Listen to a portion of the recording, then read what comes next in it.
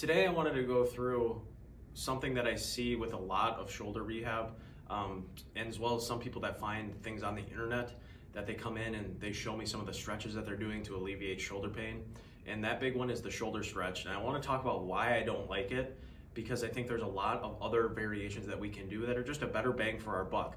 I'm not trying to be controversial. I'm not trying to get on anybody that uses it. I'm just going to show why I don't like it from a biomechanical standpoint, and then also give some variations as to what I use to replace it so that I don't have to use it and I can use something better that's safer for patients and position that isn't as compromising to the shoulder joint itself.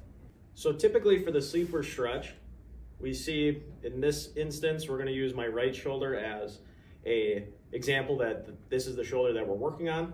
We start in this position. We've got our arm 90 degrees abducted. We're going to take our hand and we're going to push down until we feel a stretch on the back side of the shoulder capsule. The reason we're doing this exercise is we're trying to stretch the posterior capsule of the shoulder.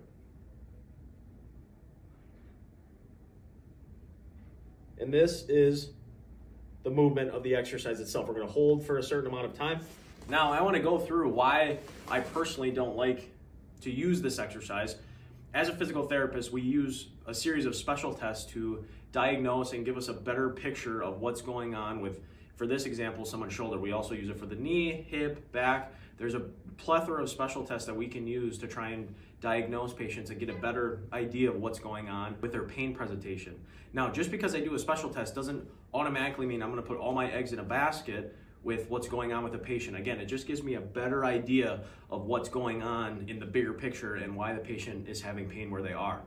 One of the special tests that we do, it's an impingement test, is we start in this position, which is what we're doing on our side. I'm now just sitting up doing it, and then we bring our shoulder this way. Patients will have pain with this, which would indicate a positive test. I personally don't like putting someone in that same provocative test position to get a stretch. So now I'm going to show, instead of this sleeper stretch, what I like to use instead to get a good release on this posterior capsule. The first exercise I like is a simple posterior capsule stretch, which is just a cross-body stretch that I like to do with patients. Is we bring this shoulder below the 90 degrees of flexion, which is where we get that impingement. We keep that below, and we're just going to give a gentle pull. A lot of people do this because we think that it's a tricep stretch, which, again, we're probably getting the proximal end of the tricep, but really what we're trying to get is the posterior capsule.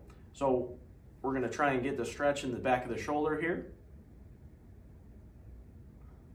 And we're going to hold that for about 30 seconds. So this is the first variation I like. Then I'll also show one of my favorite lat stretches that I've shown on previous videos, but I still think it's so important. I think everyone with shoulder pain should look at potentially looking at the effects of a tight lat as well as posterior capsule and adding this stretch in. Go through the lat stretch again. I've gone through this before, but we'll go through it again because I think it's really, really good to add in with shoulder pain. Is we start in a 4-point position like this. We're going to get into a child's pose. Palm, again, right arm we're using for this example, palm towards the ceiling. You should feel a stretch here. And now I'm going to add a lift. Over, turn, and lift. So that's my variation of the lat stretch that I like, in addition to the posterior capsule stretch that I just like in sitting. I like those two variations to replace the sleeper stretch because I don't want to put the patient in an already impingement-like position with the stretch.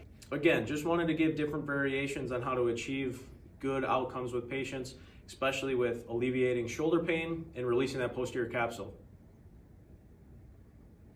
Thanks for watching, everybody.